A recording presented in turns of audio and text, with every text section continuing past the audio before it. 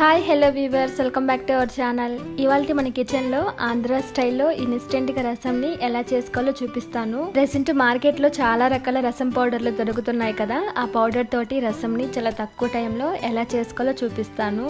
First time కనుక నా ఛానల్ని చూస్తున్నట్లయితే ప్లీజ్ సబ్స్క్రైబ్ చేయండి, అలాగే పక్కనే ఉన్న బెల్ బటన్ కూడా క్లిక్ చేయండి. వీడియో నచ్చినట్లయితే లైక్ చేసి షేర్ చేయండి.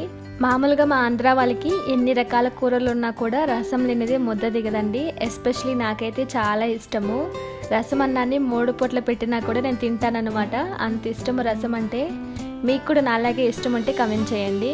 ఫస్ట్ చింతపండుని నానబెట్టుకోవాలి. అందుకోసం నేను ఇక్కడ ఒక పెద్ద నిమ్మకాయ సైజంతా చింతపండుని తీసుకొని ఇందులోని వాటర్ పోసి వాష్ చేసుకొని మళ్ళీ కొన్ని వాటర్ పోసి ఒక 10 నిమిషాల పాటు చింతపండుని నానబెట్టుకోవాలి. చింతపండు నానేలోపు టమాటాని వేయించుకోవడానికి ఒక కడాయిలోకి 4 టేబుల్ స్పూన్ల వరకు ఆయిల్ వేసి వేడయ్యాక ఇందులో 1/4 టీ స్పూన్ దాకా జీలకర్ర, కొన్ని ఆవాలు, ఒక 3 ఎండుమిర్చి, తర్వాత ఒక కప్పు వరకు అంటే 2 మీడియం సైజ్ టమాటాస్ని ఇలా కట్ చేసుకొని వేసుకోండి.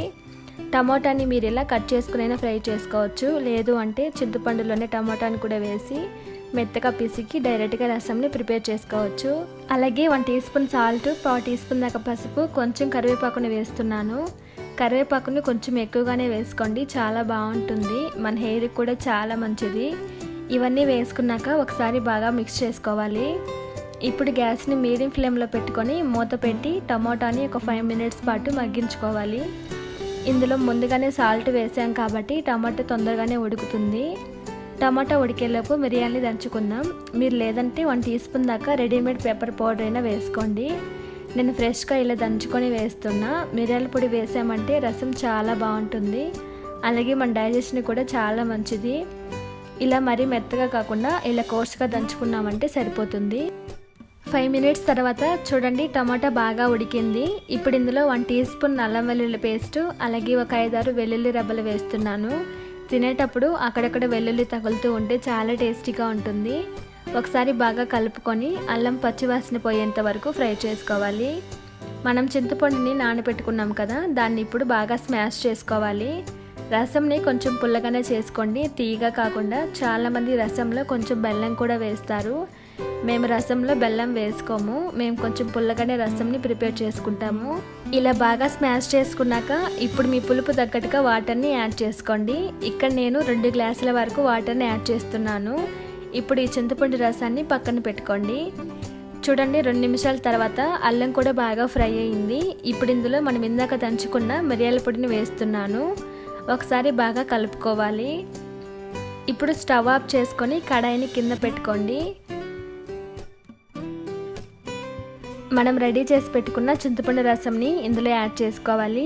ఇప్పుడు చేత్తో ఒకసారి ఈ టమాటా ముక్కల్ని మిగిలిన అన్నిటిని కూడా చేత్తో ఇలా స్మాష్ చేయాలి. ఇలా చేసామంటే వాటి ఫ్లేవర్ కానీ ఇంకా టమాటా, మనం వేసిన ఎండుమిర్చి ఇవన్నీ కూడా బాగా స్మాష్ అవుతాయి. అప్పుడు మనం కారం వేయకుండానే ఆ స్పైసీ అనేది కరెక్ట్గా సరిపోతుంది. ఇలా చేశాక నెక్స్ట్ ఇందులోకి సన్నగా తరిగిన కొత్తిమీర, పుదీనాను కూడా వేస్తున్నాను. ఈ కొత్తిమీర, పుదీనాని కాడలతో సహా సన్నగా తరిగి వేసుకోండి. అలాగే మీకు నచ్చిన బ్రాండ్ది ఇన్స్టెంట్ రసం పౌడర్ని కూడా వేసుకోండి. మీకు అలవాటు ఉంటే 1 టీ స్పూన్ దాకా ఇంగువ పౌడర్ని కూడా వేసుకోండి. ఇప్పుడే రుచికి సరిపడంత ఉప్పును కూడా వేసుకొని బాగా కలుపుకోవాలి.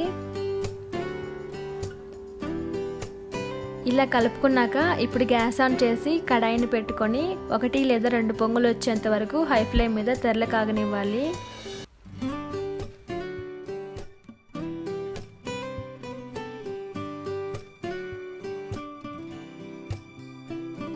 హై ఫ్లేమ్ మీద 2 పొంగులు వచ్చాక గ్యాస్ ఆఫ్ చేసేయండి. మరి ఎక్కువసేపు ఉంచారంటే రసం చేదొచ్చేస్తుంది. అంతే, చాలా సింపుల్గా రసంని ప్రిపేర్ చేసుకోవచ్చండి. కాకపోతే ప్రాసెస్ ఏంటో తెలిస్తే చాలు. దీంట్లోకి కాంబినేషన్గా ఆమ్లెట్ కానీ లేదా చికెన్ ఫ్రై కానీ కర్రీ అయినా చాలా బాగుంటుంది.